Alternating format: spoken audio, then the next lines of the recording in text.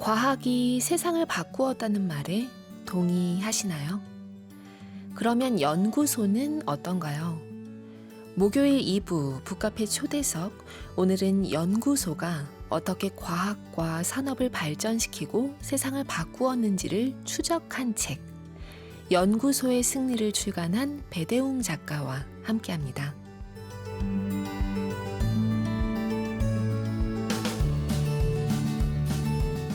배대웅 작가 인사 전에 잠시 소개해드리면요. 현재 기초과학연구원에 재직 중이시고요. 주로 과학기술 정책을 만드는 일을 하고 계십니다. 최소한의 과학 공부에 이어 두 번째 책입니다. 연구소의 승리와 함께 지금 북카페에 와 계십니다. 안녕하세요. 네, 안녕하세요. 네, 북카페에 지금 처음 오셨어요. 네. 네, 어떠셨어요, 오시는 길? 제가 대전에서 왔는데 네. 생각보다 멀더라고요, 여기가. 아. 근데 평소에는 이제 집이랑 회사만 이제 왔다 갔다 하는데 아. 오랜만에 이제 좀 기차 타고 이제 멀리 오다 보니까 네. 약간 여행 오는 기분도 나고 좋았습니다. 여행 오는 기분으로 네. 또 이렇게 오셨습니다. 약간 날이 풀리기도 해서 네, 맞아요. 조금 그래도 덜 추운 날 오신 것 같습니다. 이 사회학을 전공하고 과학기술 정책 만들고 네. 계시다고요. 이 사회학과 과학기술 정책 이 둘 좀 연관이 많이 있는 거죠.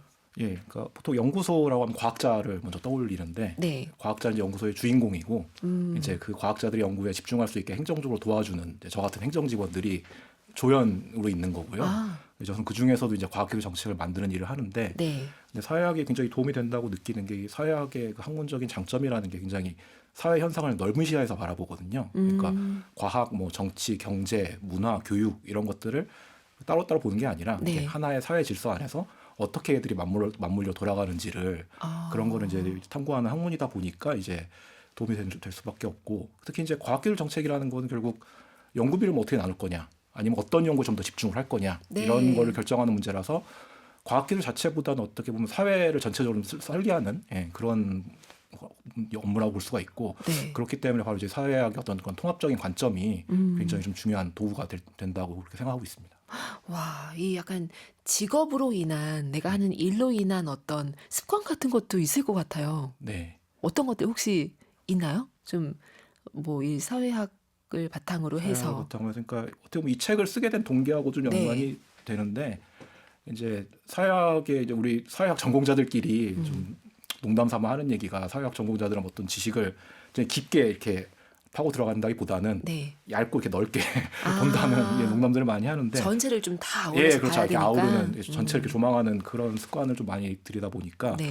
그래서 연구소라는 이제 연구소에서 제가 일을 할 때도 연구소의 이제 핵심은 이제 실험이 이루어지는 실험실이잖아요. 어떤 네. 연구들 실험실이 제일 핵심인데 저는 그것만 보는 건 아니고 실험실 뒤에 존재한 어떤 국가나 뭐 제도, 예산, 조직 이런 것들까지 이제 같이 좀 보는 그게 습관이 돼 있고 네. 이제 그렇게 습관화가 돼 있다 보니까 이제 뭐 이런 연구소의 승리 같은 책도 쓸 수 있게 됐던 것 같아요. 그러네요. 이거는 지금 한 시대만을 본 것도 아니고요. 그렇죠. 예. 그러니까 이제 세로로도 좀 이렇게 좀 네. 역사를 관통하면서 네. 우리 인류사에 꼭 기억해야 될 그런 연구소들을 다 이렇게 언급을 하시면서 쫙 이렇게 꿰셨거든요. 네. 이 책 너무 흥미롭게 그래서 읽었습니다. 감사합니다. 보통은 이제 뭔가 한 연구소에 좀 집중해서 이야기가 나오기가 쉬울 것 같은데 이것을 쫙 이렇게 관통하시면서 쓰셨는데 자료 조사 같은 거 뭐 어떻게 하셨을지. 네, 그래서 이게 가장 힘들었던 점은 네. 이제 국내에 이 주제를 다룬 선행 작업이 거의 없었어요. 그래가지고 일단 책을 쓸 때 이런 책은 도대체 어떻게 구조를 세우고 서사를 짜야 할지 일단 그거부터 막막했고 선행 작업이 없었기 때문에 근데 또 쓰고 싶으셨던 거 아니에요? 그렇죠. 약간. 예, 가치가 있는 책이다. 그렇죠. 예, 라는 그런 그게 있었고 네. 그리고 말씀하신 것처럼 자료들도 되게 쉽지가 않았던 게 중요한 해외 어떤 과학기술 정책이나 연구소 자료들이 다 외국어 거든요. 그래서 영어는 일단 기본이고 그다음에 뭐 독일어 이 책 특성상 독일어나 일본어 자료도 많이 봤어야 되는데 네. 사실 제가 영어를 잘 하는 편이 아니다 보니까 네. 이 자료들을 읽고 하나하나 확인해가지고 이제 지필로 연결하기가 너무 힘들었고 그래서 좀 많이 오래 걸린 책이죠. 네. 저 엄청나게 많은 자료들을 또 예. 외국어 자료들을 또 이렇게 다 검토하시고 하신 거 아니에요. 예, 재밌었습니다. 쓰시는데 얼마나 걸리신 거예요? 이 기간도 만만치 않았을 것 같은데. 글쎄 한 1년 넘게 1년 넘게. 걸렸던 것 같아요. 출판사에 처음에 이거에 대한 제안이 오고 나서 네. 그때는 제가 이제 앞에 최소한의 과학 공부를 쓰고 있던 시기여가지고 당장은 시작을 못했는데 네. 근데 이제 시작을 좀 늦게 했는데도 한 1년 넘게 좀 걸린 것 같습니다. 이 내시고 나서 주변의 반응들도 좀 접하셨나요? 예, 반응들이 이제 근데 두 번째 책이다 보니까 네. 이제 뭐 두 번째 책이다 보니까 그렇게 몰라오거나 하시는 첫 번째 책 때는 낼 때는 되게 아니 멀쩡히 회사 다니다 갑자기 왜 책이 나오지 하고 이런 반응들이 좀 많이 어, 있었는데 두 번째 네, 당연하다. 두 번째 냈나 보다 어, 하는 반응이 있었고 그리고 일단 주제 자체가 뭐 이렇게 널리 읽힐 만한 그런 주제는 아니다 보니까 그렇죠. 그렇게 또 보실 수도 네, 있겠군요. 네. 근데 사실 보면서 연구소의 승리라는 제목도 그렇지만 이 구성 자체가 많이들 널리 읽으셨으면 좋겠다는 생각이 많이 들었어요. 우리 아유, 사회를 네. 다 이렇게 다 연결해주는 책 같은 느낌도 들었거든요. 그래 주시면 너무 고맙죠. 네. 네. 자, 정경희님, 우리 카페인 분들이 지금 많이 환영 인사 주셨는데요. 네. 반갑습니다. 배대웅 작가님, 인사 좀 해주세요. 네, 안녕하세요. 이소희님, 배대웅 작가님, 연구소의 승리. 너무 좋은 책 감명 깊게 읽었습니다. 좋은 이야기 많이 들려주세요. 이렇게 또 뜨거운 반응도 보내주셨네요. 권용희님, 최근 과학이 100년 동안 발전한 것보다 현재의 10년이 더 빠르게 발전했다던데 앞으로 어떤 세상이 올지 너무너무 궁금합니다. 이런 생각 많이 하세요? 지금 용희님이 주신 이런 생각들 앞으로가 궁금하다. 저는 일단 과학자는 아니고 네. 저 이제 책도 보는 것처럼 과학의 역사에 좀 관심이 많아요. 과학이 어떻게 좀 흘러왔고 그게 우리 사회에 어떤 영향을 미쳐왔는지 네. 요거를 좀 많이 보는 입장이라서 그리고 이제 이런 질문 굉장히 큰 질문인데 그쵸. 거의 현자급의 네, 그런 뛰어난 분한테 여쭤보셔야 될 질문인데 근데 이제 그런 이제 권영희님 말씀처럼 굉장히 앞으로 사회가 많이 빨리 바뀔 거고 더더군다나 이제 AI가 이제 사회의 중심이 되면서 그렇죠. 되게 예측 불가능한 어느 방향으로 이제 가기가 할지 네. 예측하기가 힘든 그래서 저희 정책하는 사람도 그것 때문에 굉장히 좀 어려운 부분이 있는데 예 그래서 되게 좀 어렵다라는 말씀을 좀 드릴 수 있을 것 같습니다. 근데 진짜 예측하기가 어렵다라는 네, 요소가 가장 어려운 거네요. 네, 그렇죠. 진짜 예. 변수가 어떤 것인지 예. 모르겠다라고 하는 거. 이 책 보면 이 연구소가 지금 현재 어떤 상황인지 그러니까 연구소에 대한 일반적인 사람들의 어떤 인식에 대한 것들을 요 앞에 들어가는 글에 좀 재미나게 쓰셨어요. 네네. 그러니까 연구소로 가자고 했더니 이제 택시 기사님, 그러니까 님이 바로 이제 알지 못하시고 네. 뭐 이렇게 약간 투덜투덜 하시는 얘기도 하셨고 네. 이런 것들을 쓰셨는데 이 책 읽고 연구소라고 하는 공간이 이런 역할을 하는구나. 때로는 시간일 수도 있겠구나. 우리 인류를 위한 이런 생각도 하셨으면 좋겠습니다.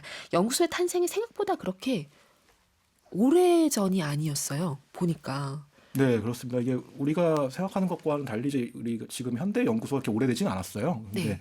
그래서 유럽에서 이제 근대 과학이 태동하던 그 양상을 보면은 과학이 하나의 어떤 직업이지는 않았어요. 그 당시에는 이제 그 당시 과학자들은 각자의 생업이 다 있었고, 그쵸. 생업을 하고 나서 이제 퇴근하고 와서 집에 와서 이제 약간 취미 활동이나 여가 활동으로 이제 과학을 이제 재미있게 연구를 했던 건데, 그러니까 이제 어떤 그 당시에 과학 어떤 부와 명예를 위해서 어떤 목표가 있어서 하는 게 아니라, 네. 약간 이제 개인의 어떤 순수한 호기심 내지는 이제 그 당시 어떤 신사 계급들의 어떤 고급진 지적인 취미 네. 이런 걸로 이제 시작이 됐던 거고, 그래서 예를 들면 이제 지동설로 유명한 니콜라우스 코페르니쿠스 같은 경우는 직업이 성당 관리자였고, 그레고 멘델 같은 유전학의 개척자는 뭐 카톨릭 사제였고, 네. 전자계약의 아버지 뭐 마이클 패러데이는 재본소 직원이었고, 뭐 이런 네. 식이었던 거예요. 근데 다윈은 백수였다고. 다윈은 그래서 기억하시네. 쓰셨고요. 금수저가 중요합니다. 금수저 백수였습니다. 그러니까 연구에만 그냥 집중할 수 있는 그렇죠. 상황이었던 거죠. 그런 상황이 됐던 거고 이제 그래서 되게 순수하게 네. 호기심에 집중해가지고 과학이 그래서 발전할 수 있었던 건데, 근데 이게 좀 달라지기 시작하는 게 이 과학이 발전하면서 이 과학지식이 굉장히 유용하다라는 걸 이제 알게 되는 거죠, 사람들이. 네. 국가도 이제 그걸 알게 되는 거고, 그쵸. 특히 이제 어떤 산업 발전, 그다음 군사 기술, 흔히 말하는 이제 부국강병이죠. 여기에 굉장히 효과가 있다는 걸 국가가 알고, 이제는 더 이상 이 개인의 취미로 놔둘 수가 없다. 과학을 이제 국가가 제도화하기 위한 노력들이 이제 시작이 되는데, 그래가지고 이제 한 19세기쯤 들어서부터는 국가가 연구자들을 이제 한 곳에다 몰아놓고 이제 다른 거 하지 말고 그냥 연구만 해라 하고 급여를 주고 또 연구비를 주고 하면서 국가가 필요로 하는 연구들을 이제 시키고, 이제 과학자들이 이제 그거를 다른 이제 전업으로 이제 이거를 직업적인 과학자가 모이는 공간으로서 연구소가 이제 그때부터 탄생이 되는 거라고 말씀드릴 수 있습니다. 그렇게 해서 이제 연구소가 시작이 된 네네. 겁니다. 보통 제가 이제 오늘 오프닝으로 이 책의 일부를 이제 네. 읽어드리면서 살짝 언급도 했었는데 그런 얘기 너무 재밌더라고요. 진짜 그 1830년에 영국에서는 뭐 예를 드신 것들 보면은 그러니까 뭐 그 어떤 과학 기술의 발전으로 인해서 이득을 볼 기업이라든지 그런 쪽에 돈을 대라. 뭐 이런 식으로 분석 결과 너네가 이득 본대. 그럼 너네가 네. 돈을 투자해. 이렇게 됐다는 네네. 게 그들도 딱히 내기 싫고 그렇죠. 국가도 떠밀리듯이 좀 해주고 뭐 이런 식의 분위기였다가 이제 좀 많이 상황이 바뀌었더라고요. 그러니까 지금은 이제 국가가 어떤 네. 과학에 돈을 대고 연구소를 운영의 주체가 되는 게 너무 당연한 건데 그래서 실제로 좀 그런 국가연구소라는 모델의 출발점이 된 게 제가 책에서도 다룬 독일의 제국물리기술연구소나 카이저 빌헬름 협회 같은 이제 국가연구소인데 다만 좀 중요한 게 모든 연구소가 다 국가연구소인 건 아니고요. 네. 민간의 자본으로 이제 운영이 되는 민간 연구소들도 굉장히 비중이 크고 네. 활동을 되게 열심히 하고 있는데 근데 저는 이제 다만 이제 책에서는 이제 국가연구소에 좀 초점을 맞추다 보니까 이제 그렇게 보였을 것 같은데 특히 이제 기부의 전통이 강한 이제 미국 같은 경우 이제 아까 말씀하신 거는 영국 사례인데 네. 영국 워낙 또 이 자유방임주의의 전통이 강한 나라다 보니까 과학이 좀 그런 맥락에서 받아들였던 것 같고 미국은 기부의 전통이 강하고 워낙 이제 거부들도 많고 네. 이분들이 되게 이걸 사회에 어떤 돈을 내놓는 거를 미덕으로 생각하기 때문에 그렇게 운영되는 연구소들이 또 많아요. 그래서 예를 들자면은 제가 책에서도 언급했던 아인슈타인이 처음 미국으로 이주해 와가지고 이제 처음 자리 잡았던 그리고 우리나라의 허준희 교수님이 연구했던 네. 그 프린스턴 고등연구소 같은 경우는 좀 이런 국가 프로젝트하고 좀 거리를 두고 좀 순수기초 연구 쪽으로 집중해가지고 연구를 하고 있고 그 외에도 뭐 하워드 휴즈 의학연구소라든가 스크립스 네. 연구소라든가 브로드 연구소 같은 곳들은 이제 민간 자본으로 운영되지만 굉장히 세계적으로 선도하는 이런 큰 역할을 하는 연구소들이라고 할 수 있습니다. 그러니까요. 지금 살짝 언급하셨지만 이 프린스턴 고등연구소 같은 경우는 여기 보니까 너무 이 너무 좋겠다. 이게 강의도 할 필요 없고, 그렇죠. 네, 그리고 뭐 행정 업무 할 필요 없고, 논문지도 할 필요 없고, 네. 오로지 연구만 해라. 그러니까 아인슈타인이 그거에 매료가 돼가지고 엄청난- 굉장히 많은 스카우트 제의를 받았음에도 네. 그 당시에 이제 미국은 그 당시 그렇게까지 막 물리학이 발전된 나라는 아니었는데 네. 그 철학에 매료가 돼서 거기 가겠다 해서 이제 간 거죠. 그러니까 올만하다라는 생각이 들었습니다. 이런 얘기들도 또 얘기하게 되면 좋을 것 같고요. 이선희님이 어머 제가 제일 좋아하는 라디오에 제 친구 남편이 나왔어요. 띠용 이게 무슨 일? 친구. 당황스럽네요. 네. 예, 아유, 네, 예. 잘 아시는. 예, 맞습니다. 네, 예. 인사해 주세요. 예, 안녕하세요. 오랜만에 라디오에서 이렇게 인사를 하게 되네요.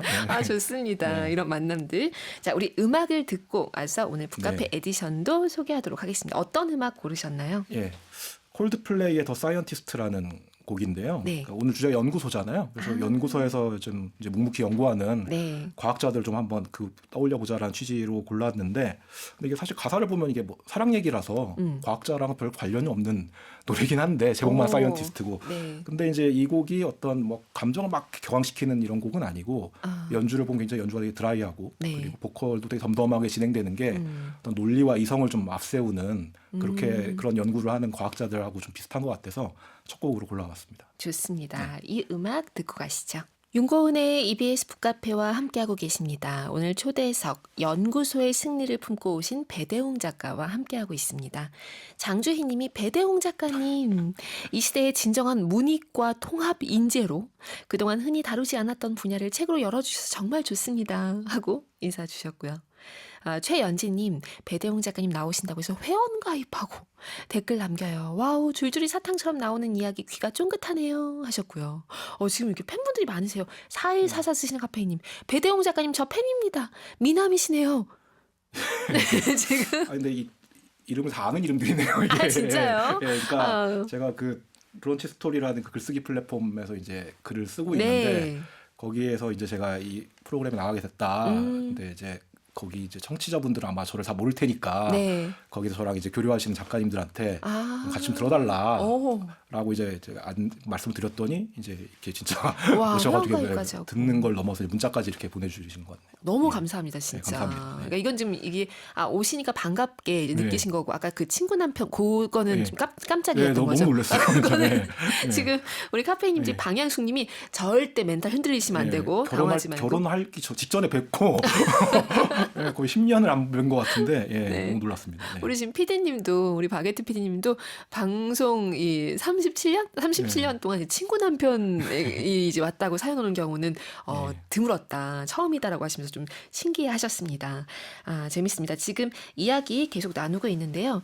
이 독일부터 이제 훑고 가기 시작했는데 그 독일 얘기 조금 나눠볼까요? 이 카이저 빌헬름 협회 얘기 굉장히 흥미롭더라고요. 네. 카이저 빌헬름 협회가 이제 1911년에 네. 만들어지는데요. 그러니까 그 최초의 국가연구소는 이제 제국물리기술연구소라고 1887년에 만들었는데 한 수십 년에 또 연구소를 하나 만들게 되는 게 네. 이제 그것만은 좀 충분하지 않았던 거예요. 제국물리연구소가 이제 이 연구소의 목표는 어떤 좀 독일의 뒤처진 산업 경쟁력을 끌어올리는 이제 그런 역할을 맡았던 거고, 그래서 기술 지원이죠. 그러니까 기업들에 대해서 네. 기술 표준을 확립한다든지 식정 기술만을 한다든지 이런 응용 중심이었는데, 이제 그러다 보니까 이제 독일 안에서는 또 다른 문제 의식이 싹떴던 게, 이게 뭐 당장의 산업에 바로 쓰이진 않더라도 네. 이제 어떤 자연의 원리, 자연의 비밀, 그 현상 그 자체를 탐구하는 물리학이나 화학 같은 기초 분야의 연구소도 필요하지 않냐라는 문제 의식이 생기게 되는 게, 여기는 또 이유가 있는데, 독일이 보면은 전통적으로 어떤 진리 탐구에 대한 이상주의적인 학풍이 굉장히 강한 나라거든요. 네. 그 전통에서 오는 것도 하나가 있고, 또 하나는 이제 어떤 현실적인 좀 이해관계 좀 있었던 게, 당시 독일의 산업화를 이끌었던 학문이 이제 공학이었어요. 네. 그 당시 공학이 엄청나게 발전을 하면서 공과대학도 많이 생기게 되고 독일에 그런 흐름들이 있다 보니까 이제 공학의 가장 큰 장점은 뭘 기술을 개발하면 바로 쓸 수 있잖아요. 제품 네. 생산이나 이런 거에. 근데 물리학이나 화학 같은 기초 학문은 사실 그렇게 하기가 힘드니까. 그렇죠. 더 네. 장기 프로젝트죠. 그렇죠. 그러니까 물리학이나 화학하셨던 이 과학자들이 약간 위기의식을 느낀 거예요. 이게 국가 연구비가 다 공학으로 가는 것 같은데, 약간 그렇기 때문에 이제 그런 논리를 이제 강조를 한 거죠. 네. 이제 물리학이나 화학에도 좀 필요하다 이런 연구소가.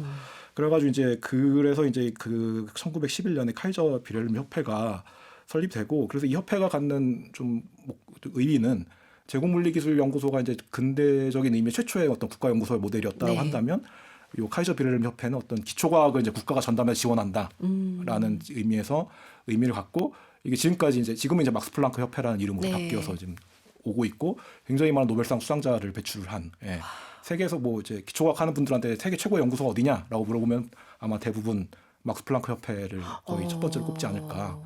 그 정도의 연구소가 돼 있는 거죠 지금. 그렇군요. 이게 처음 생길 때는 이게 또 이름이 또 카이저 빌헬름 네. 황제의 이름이잖아요. 아주 제국주의적인 이름. 그러니까요. 그 이름인데 이게 그런데 좀 흥미롭게 느껴졌던 것은 이제 그 하르나크가 국가 지원은 받되 간섭은 받지 않는다. 이런 식으로 하니까 이 또한 이게 굉장히 독립적인 거잖아요. 그러니까 이게 뭐 독일 같은 선진국의 참 대단한 점인데 어떻게 보면은 이제 말씀하신 하르나크 원칙이라는 게 그 카이저 빌헬름 협회 초대 회장이었던 아돌프 하르나크가 이제 황제와 이제 국가의 재정 지원을 막 얻어내가지고 연구소를 세웠어요. 세웠는데 이제 운영을 해야 되잖아요. 이제 운영할 때 이제 선을 딱 그은 거예요. 우리가 국가의 지원을 받았지만 운영은 국가가 간섭하지 말고 이건 전적으로 과학자한테 맡기겠다라고 한 건데, 근데 뭐 연구는 역시 과학자가 제일 잘 아는 거니까 관료보다는.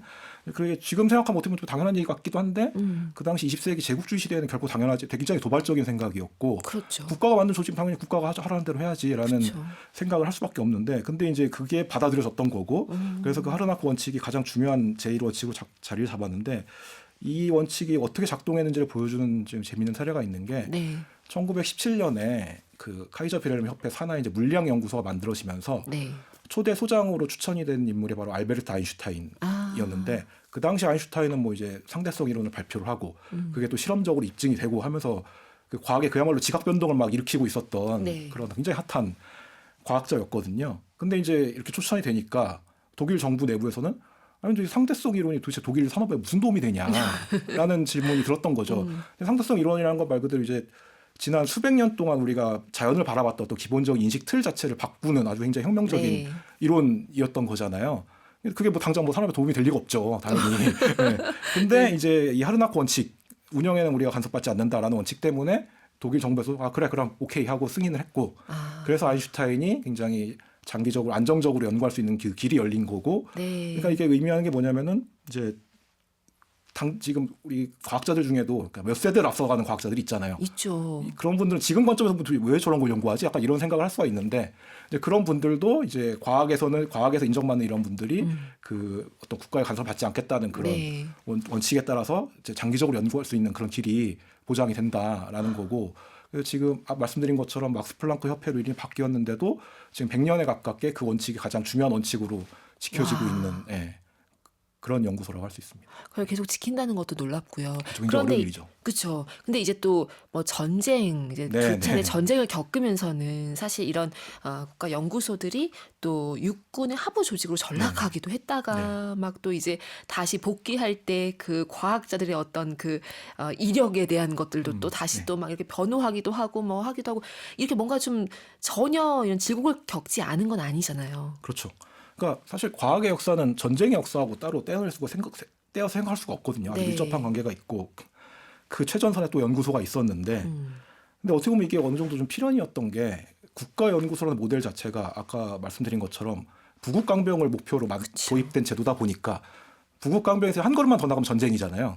전쟁인 거고. 맞아요. 그래서 국가가 이제 국가와 연구소, 국가가 돈을 대는 국가연구소 모델에서 이걸 이제 약간 갑을 관계로 보면 국가가 갑이고 연구소가 을이니까 국가가 일으킨 전쟁에 연구소가 그거를 거부할 수가 없는 네. 그런 관계가 있었던 거고. 그래서 이제 1차, 2차 세계대전을 거치면서 이제 독가스나 원자폭탄 같은 대량 살상 무기를 연구소가 이제 앞장서서 이제 개발을 하게 되는 상황이 되는 건데 굉장히 이제 아이러니한 일인 거죠. 이제 과학은 원래 이제 인류를 굉장히 깊이 이해하고 인류의 어떤 복지를 위한 학문인데 오히려 인류를 위협하는 이런 결과물들을 내놓게 되니까 굉장히 아이러니한 일인데 근데 여기 또 하나의 아이러니가 있는 게 과학이 전쟁에 동원이 되면서 그게 또 과학이 엄청나게 성장을 합니다. 또 왜냐하면 이제 국가가 엄청나게 이제 연구비를 투입을 하고 집중 지원을 해주면 연구 규모도 굉장히 커지고 이제 규모가 커지면 당연히 이제 막 되게 그 수준도 높아지잖아요. 그쵸. 연구 수준도 그렇게 되거든요. 그래서 우리가 지금 알고 있는 현대적인 대형 연구소들도 대부분 다 이제 세계 대전을 거치면서 그 조직 형태가 마련이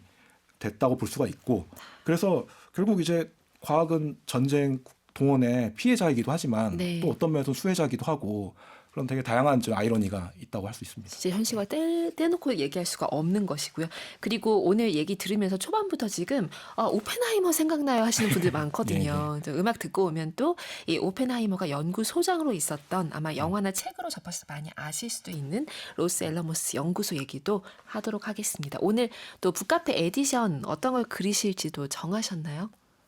아, 예, 제가 이걸 지금 아까 들어가면 되게 당황스러운데. 오시자마자 제가 얘기 그래서 드렸는데 뭔가 책에 있는 내용하고 연관이 있는 걸로 일단 제가 전제를 하자면 그림을 굉장히 못 그리고요. 글씨도 못 쓰고요. 예. 예. 근데 그 제가 아마 책에 인용한 얘기 중에 기초과학의 성격에 대해서 그 유명한 호모 에드킨스라는 과학자의 얘기를 인용을 했는데 그게 뭐라고 돼 있냐면은 기초과학이라는 어떤 목표를 정해두고 그 목표를 막 달려가가 그걸 달성하는 게 아니라 그걸 이제 화살에다 비유를 하거든요. 에드킨스가. 그래서 목표물을 화살에다 쫙 쏘아 넣는 게 아니고 일단 화살을 쏘고 그 화살이 떨어진 곳에 관역을 그리는 거 그게 기초과학이다라는 얘기를 에드킨스라는 과학자가 했는데 굉장히 그 기초과학의 본질을 되게 잘 표현한 재미있는 말 같아서 제가 책에도 인용을 했는데 그거를 영감을 얻어서 화살과 관역을 그리는 어떨까? 화살을 먼저 그리시고 그 다음에 관역 그리시면 되겠네요. 그렇죠. 거기다 화살 그렇죠? 먼저 쏘고 이제 나중에 떨어질 차례 관역 그려야 되니까. 오늘 그래서 이 화살과 관역 에디션이 되겠습니다. 사연으로 함께해 주신 분들 추첨해서 이 북카페 에디션 선물로 드릴게요. 음악 한 곡 더 듣고 갈까요? 예, 제가 두 번째로 가져온 곡은 짙은의 첫눈인데요. 네. 저도 글을 쓰다 보면 자연스럽게 저 사람 참 잘 쓴다 하는 사람들이 눈에 띄잖아요. 이 짙은이라는 뮤지션도 저한테는 그런 뮤지션인데 이분이 가사를 굉장히 잘 쓰거든요. 네. 예, 그래서 이 첫눈이라는 가사도 보면은 이 첫눈이라는 게 보통 우리가 생각하기로는 굉장히 낭만적이고 로맨틱한 이미지가 있잖아요. 그렇죠. 근데 이 곡에서 다루는 첫눈은 그런 게 아니고 첫눈은 이제 잠깐 흩뿌리듯 내렸다가 금방 흩어져 없어져 버리고 금방 녹아버리는 그거에 착안을 해가지고 그거를 굉장히 금방 사라질 수밖에 없는 기억으로 되게 좀 슬프게 묘사를 했어요. 그래서 제가 이 가사를 처음 읽고 아니 어떻게 이런 시선으로 이렇게 사물을 바라보나 하는 생각을 하게 됐고 그리고 짙은이라는 뮤지션이 사실 저랑 동갑내기인데 같은 동갑 입장으로서 되게 너무 부러운 거예요. 이런 능력이 어떻게 이런 걸 그래서 만약 그 짙은 성룡욱 씨가 지금 이 방송을 듣고 계신다면 좀 꼭 한번 좀 만나고 싶다라고 부탁을 하고 싶어요. 그래서 도대체 뭘 먹고 무슨 생각을 해야 이런 글이 나오나 한번 꼭 여쭤보고 싶습니다. 감탄하셨군요. 예. 진짜 천재 같다 이렇게 생각하시는 거죠. 그렇죠. 네. 자, 그러면 우리 첫눈 듣고 가시죠.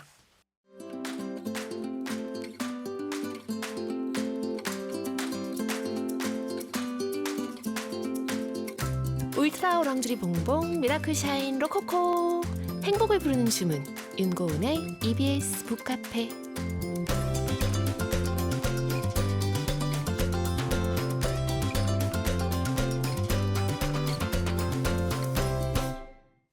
윤고은의 EBS 북카페 초대석 연구소의 승리를 쓰신 배대웅 작가와 함께하고 계십니다. 이 글은 어디서 쓰셨어요? 연구소의 승리. 주로 어느 시간대에? 대부분은 집에서. 집에서. 예. 애기 그- 자고 이제 주로 밤에 예, 밤에. 잠을 줄이면서 쓰신 예. 거네요. 그리고 이제 주말에 이제 저 아내가 이제 책 쓰라고 이제 좀 아이 데리고 나가면은 시간을 만들어 주면 이제 그 몰아쓰고 이제 그런 식으로. 와, 그렇죠. 예. 그렇게 시 공간을 만들어 주셨던 분이 네. 사연 주셨습니다. 지금 4553 네, 쓰시는 네, 네. 카페인님, 지금 안녕하세요. 오늘 출연한 작가님의 찐 열혈 팬 와이프입니다. 네, 지금 가장 가까이서 지켜본 사람으로서 글과 말에 담긴 진심을 누구보다 잘 알아요. 좋은 시간 만들어 주셔서 정말 감사합니다. 오, 뭐 뭉클합니다. 아니 근데 지금 회사에서 일할 시간인데 지금. 네. 네, 아, 약간 지금 예. 목이 메이시는 거 아니에요? 조금? 그 방금 말씀드렸지만 네. 저는 겸업 작가잖아요. 전업이 아니라 그렇죠. 회사에서 직장 겸업 작가다 보니까 생활하면서. 굉장히 시간 관리도 힘들고 음. 그리고 이제 주변에 이제 겸업 작가들 얘기 들어보면은 이제 배우자하고 좀 갈등이 있는 경우도 많아요. 그러니까 아니 뭐 돈도 안 되는 걸 그렇게 막 시간 에너지 써가면서 그게 하냐. 근데 이제 저희 아내는 그렇지 않고 굉장히 네. 응원을 그 어떤 그 자아실현의 그 의지를 굉장히 많이 응원해주고 실제로 많이 이렇게 시간도 많이 배려를 해주고 그래서 지금 책을 제가 이렇게 두 번째 쓰고 있고 예, 굉장히 그래서 감사하게 생각하고 있는. 그렇군요. 있습니다. 예. 마치 그 책에서 언급했던 많은 연구소들, 특히 그 프린스턴 고등 연구소 네. 같은 네, 그런 그렇죠. 스타일로 네, 그렇게 만들어주시는 맞네요. 그런 환경 만들어주는 거죠. 그런 거네요. 아내가. 그렇죠? 네. 아내분께 뭐 사랑 고백하시죠? 아, 네. 네, 지금 그렇죠. 뭔가 예, 너무 고맙고 예, 사랑합니다. 네. 지금 깜짝 이렇게 등장하는 사연들에 너무 덩달아 너무 좋습니다. 신수아님은 이 짙은의 첫눈 얘기하시면서 들려주신 얘기 거기에 또 이렇게 감동 받으신 것 같아요. 가사를 아름답게 발견하고 감상하시는 배대웅 작가님의 감성 네. 예사롭지 않습니다 하셨어요. 이 연구소의 승리 보면 이 다양한 문학 작품들도 많이 읽으시고 네, 네. 하시는 게 티가 나더라고요. 네. 여기 나와 있고. 사실 제가 문학을 많이 읽은 편은 아니고요. 저는 사회학을 전공하다 보니까 음악은 기본적으로 좋아하다 보니까 근데 이제 글 쓰는 사람으로서 이제 음악의 그 글에도 굉장히 많이 관심을 그렇죠. 가지고 이제 보다 보니까 이런 건 네. 어떻게 쓰는 걸까, 어떤 생각으로 이런 걸 썼을까라는 거를 굉장히 많이 제 신경을 곤두세우고 이제 하는 편인데 그 중에서 이제 짙은 같은 경우는 가사가 다 하나같이 다 이렇게 너무 아름답고 네.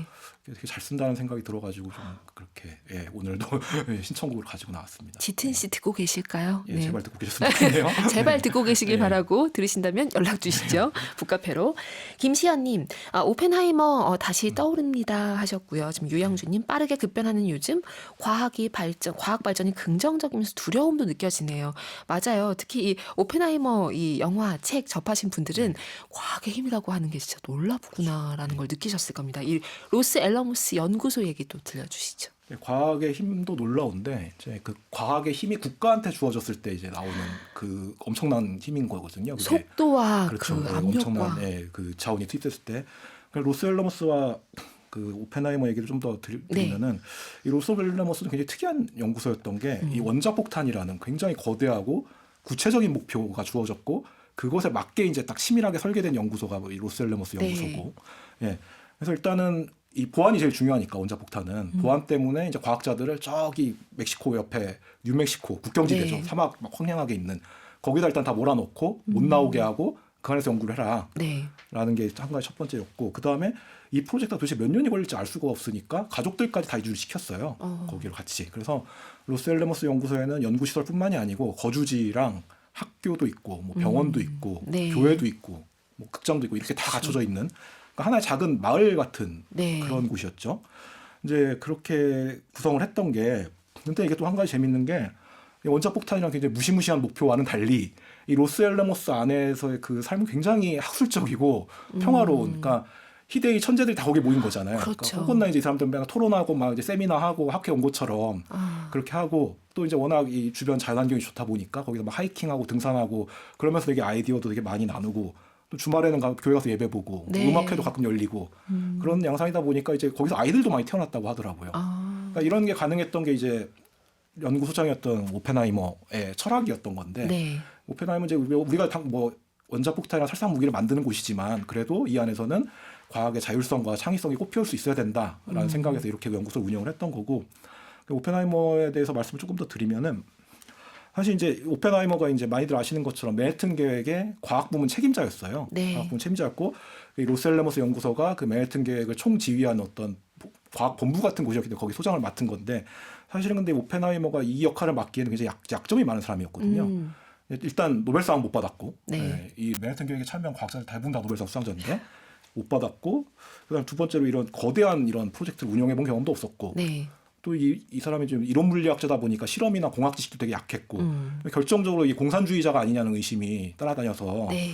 이 보안이 중요한 국가 그쵸. 프로젝트를 맡기기에는 그래서 이제 미국 정부에서 처음에 염두에 뒀던 인물은 어니스트 로런스라는 과학자였는데 근데 이 맨해튼 계획의 총 책임자였던 레슬리 그로브스 준장이 이제 자기 권한으로 오펜하이머를 이제 임명을 한 거예요. 네. 그 계기가 있었던 게 이제 그 오펜하이머 영화에도 나오는 장면인데 이제 그로브스가 이제 버클리로 오펜하이머를 만나러 가죠. 이제 인터뷰 면접을 보러 간 거죠. 그러니까 네.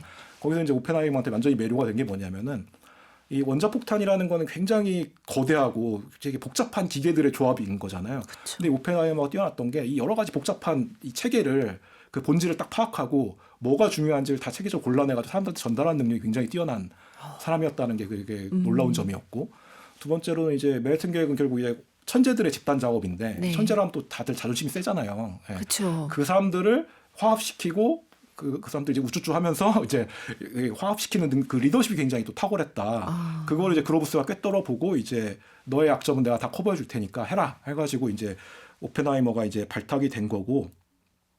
그래서 이제 결과적으로 이 그로브스와 오펜하이머랑 어떻게 보면 되게 상이한 두 캐릭터가 만나서 맨해튼 계획을 대성공으로 이끌었고 네. 로스앨라모스 연구소 지금도 있습니다. 지금도 있는데 이것도 이제 오늘날에 어떤 유산을 남겼냐면은 하나의 연구소 모델을 이제 거대 과학 프로젝트를 수행하는 연구소의 모습은 어때야 되는가라는 네. 거에 대한 하나의 그 전형을 보여준 건데, 그러니까 오늘날의 연구소도 보면은 이제 연구 시설도 중요하지만 연구자들이 연구에만 몰두할 수 있게 이들을 위한 뭐 예를 들면 거주지라든가 네. 커뮤니티 시설이라든가 이 사람의 편의를 높여주는 이런 것도 굉장히 공들여서 짓거든요. 그런 연구소 조직 형태 하나의 좀 모델을 제시한 그런 연구소라고 할 수 있을 것 같아요. 이 책의 구성 덕분에 이런 얘기들이 가능한 것 같은데 흥미로웠던 게 지금 얘기하시면서도 오펜하이머가 아니라 원래 이제 될 뻔했던 또 다른 그 어니스트 로런스 얘기하시잖아요. 근데 어니스트 로런스는 뭐 단순 실무자로서 뭐 어떻지만 네. 오펜하이머는 더 이런 게 있어 뭐 이렇게 그렇죠. 하는 부분이 나오는데 그 부분을 읽기 전에 어니스트 로런스랑 막스 플랑크랑 얘기를 했던 것 같아요. 그러니까 예. 그 부분을 또 비교하시면서 막스 플랑크가 뭐라면 어니스트 로런스는 뭐 진정한 뭐 경영인 그렇죠. 마인드가 예, 있다라고 마치 저로서는 이 뭐랄까 과학자 월드컵 하는 것처럼 이렇게 하는데 그런데 그런 어니스트 로런스를 또 오펜하이머는 이 사람을 그냥 후보로 만들어 버릴 정도의 또 무언가를 갖고 있었구나라는 것을 또 이렇게 생각하게 만들어서 비교하면서 읽는 재미도 있더라고요. 과학자들의 특성을. 재밌는 게 오니스트 로런스하고 오펜하이머는 현대과학의 또 개척자들이고 그 네. 과학자와 경영자라는 두 정체성을 굉장히 조화시킨. 그런데 이 사람들이 되게 같으면서도 되게 다른 점들이 있는 게 이 두 사람들이 절친한 친구였고. 네. 근데 UC 버클리 교수로서 절친한 친구였고. 근데 또 다른 점은 로런스는 이제 실험 장비를 굉장히 만드는 등통했던 사람이고, 네. 오펜하이머는 이제 이 수학 이론 쪽에 굉장히 강했던 사람이고. 근데 또 재밌는 건 이 둘이 또 정치 사상이 많이 친구끼리도 그렇죠. 정치 사상이 다르면 이제 네. 뭐 갈라설 수가 있잖아요. 네. 실제로 맨해튼 계획이 끝나고 이제 저는 미국이 만들어 50년대 들어서는 둘이 약간 이제 그 정치 노선의 차이 때문에 좀 갈등을 겪는 그런 모습도 있고. 여기 얽힌 얘기가 정말 많습니다. 네. 이제 아시아로 좀 가보면 일본 얘기도 좀 흥미롭더라고요. 네. 일본. 연구소의 승리에 나오는 이제 선진 연구소 대부분 다 뭐 독일, 미국, 네. 영국 이런 데인데 아시아에서는 이제 일본 얘기를 제가 많이 했는데, 그러니까 아시아에서 가장 빨리 그리고 기민하게 이 연구소 설립이라는 그 흐름에 대처했던 게 일본이거든요. 그러니까 세계 과학의 중심이었던 카이저 비렐름 협회가 만들어진 게 1911년이고, 근데 일본에서 그와 비슷한 형태의 국가연구소인 이화학연구소가 만들어진 게 1917년인데 네. 6년 차이밖에 안 나는 거예요. 그러니까 여기 이렇게 될 수 있던 데는 그 여러 가지 이유가 있는데, 첫 번째로 이제 꼽을 수 있는 건 사람이거든요. 그러니까 네. 당시 일본에는 이미 서구의 그 과학을 경험하고 그들의 연구 환경에 대해서 굉장히 익숙한 이런 과학자들이 많이 있었어요, 일본에. 그러니까 이게 역사적으로 보면 이제 일본이 뭐 막부 체제 말기나 메이지 유신 초기에는 이제 서양을 배우려고 많이 보냈잖아요, 유학생을. 좀 배워와라. 근데 이게 20세기 초반에 오면은 이 사람들이 엄청나게 이제 성장을 하면서 이제 그때는 이미 서구랑 대등하게 공동 연구 파트너로서 연구를 할 수 있는 그 정도의 뛰어난 과학자들이 있었고 그게 이제 대표적인 게 다카미네 조키치나 네. 나카오카 한타로 같은 사람들인데 이 사람들이 이제 유럽하고 미국 워낙 자주 왔다 갔다 하니까 네. 거기서 이제 연구소를 막 만들고 있는 걸 보면서 아 일본에도 이런 게 비슷한 이런 시스템이 필요하겠다라는 생각을 했던 게 첫 번째고 두 번째 이제 시대적인 요인도 있는데 이제 메이지 유신을 계기로 일본이 막 1867년 이후로 근대화 정책을 적극적으로 추진해가지고 그 성과들이 막 나오기 시작한 거거든요. 네. 그래서 이제 20세기 들어서는 본격적으로 일본이 제국주의 전쟁에 뛰어드는데 연전 연승을 하는 거죠 그때부터. 예, 청일 전쟁, 러일 전쟁, 제1차 세계대전까지 막 연승을 하니까 네. 일본인들이 자신감이 생긴 거예요. 아 이제 우리도 유럽하고 미국과 동급이다. 우리도 이제 열강이다. 네. 라는 자신감이 그 두 번째 이유였고 세 번째는 어떤 현실적 필요도 있었는데 그러니까 제1차 세계대전 과정에서 이제 일본이 영국의 동맹국으로 참전을 하고 독일이 이제 적국이 됐는데 그러니까 독일하고 적국이 되니까 독일이 이제 일본에 경제 보복을 해요 이때. 일본의 그 당시 화학공업이 되게 독일 그 수입에 많이 의존을 하고 있는 상황이어가지고 네. 독일이 그 수출 다 끊어버렸거든요. 그러니까 일본의 경제 엄청난 타격이 되는데, 그러니까 이게 비교하자면 우리나라 몇 년 전에 우리가 일본하고 소부장 사태가 있었잖아요. 그거랑 또 비슷한 양상이 이때도 있었던 건데. 네. 그러다 보니까 일본에서도 아 이거 이대로는 우리 더 이상 이제 기술 의존하면 안 되겠다. 우리도 기술 자립화를 해야겠다. 원천 기술 만들어야겠다. 라는 생각이 들면서 이제 기초과학 연구소를 만들자라는 그런 또 여론이 조성이 되고 이 세 가지가 다 맞물리면서 연구소 설립 논의가 이제 시작이 되는 건데 초창기에는 이제 과학자와 지식인들 위주로 연구소 설립 논의를 좀 주도가 됐다면 나중에는 네. 이제 재벌이나 이제 돈 많은 사람들, 뭐 경제관료 이런 사람들 들어오고 결국에는 이제 정치인들까지 결합을 하면서 학계, 재계, 정계가 이제 합심해가지고 만든 국가연구소가 이제 이화학연구소. 이 굉장히 조금 어떻게 보면 늦게 시작했지만 속도가 빠르게 난 거네요. 그 그렇죠. 필요에 네. 의해서. 네네. 그렇죠. 그리고 성과도 되게 놀라웠던데요. 네, 그렇죠. 그 이화학연구소가 만들기는 이렇게 되게 빨리 만들어졌는데 네. 초반에 되게 고생을 많이 한 연구소거든요. 어떤 고생을 했냐면 일단 연구소는 일단 문 열었을 때 초창기가 되게 중요한데 기반을 다져야 되니까. 근데 이제 1대와 2대 소장이 되게 임기를 오래 못 채우고 금방 사라져버리고 리더십 공백 상태가 일어난 거죠.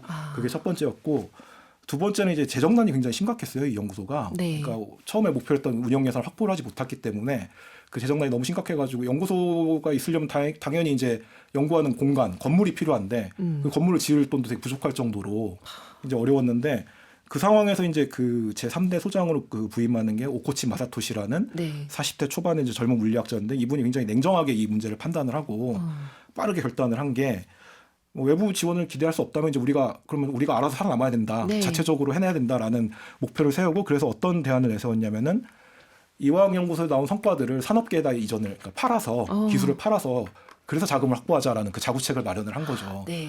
근데 이제 그 당시에 이화학연구소는 국가가 설립하고 지원하는 연구소이기 때문에 대놓고 이제 영리 활동을 하기에 좀 제한이 있었고 그래서 또 묘안을 낸 게 그럼 연구소 밖에다가 기업을 하나 세워가지고 이화학흥업이라는 기업을 하나 세워가지고 이 기업이 이화학연구소에서 나오는 이런 기술들을 관리해서 뭐 비즈니스를 하게 하자라는 아이디어를 이제 냈던 거죠 또. 그래가지고 그 당시에 이화학연구소는 이제 물리학하고 화학을 동시에 연구하는 연구소였는데 물리학 쪽에서는 좀 입자물리나 이론물리 같은 좀 이런 자연현상을 탐구했다면 화학 쪽에서 굉장히 실용적인 성과들을 많이 내놨어요. 그러니까 예를 들면은 뭐 제습제라든가 알루미늄 부식을 방지하는 코팅 기술이라든가 정밀 기계, 특히 비타민. 우리가 많이 먹는 그 비타민도 이렇게 그 이화학연구소의 대표 상품이었는데 이제 이것들이 이제 산업계에서 큰 호응을 얻으면서 이제 그 잘 팔렸고 돈이 들어오게 된 그렇죠. 거잖아요. 이걸 기반으로 창업한 기업들이 막 우후죽순으로 생기면서 이화학연구소를 중심으로 한 하나의 거대한 재벌 집단이 형성이 되는데 이걸 리켄 콘체른이라고 불렀어요. 리켄은 이제 그 일본어 줄임말인데 이화학연구소에.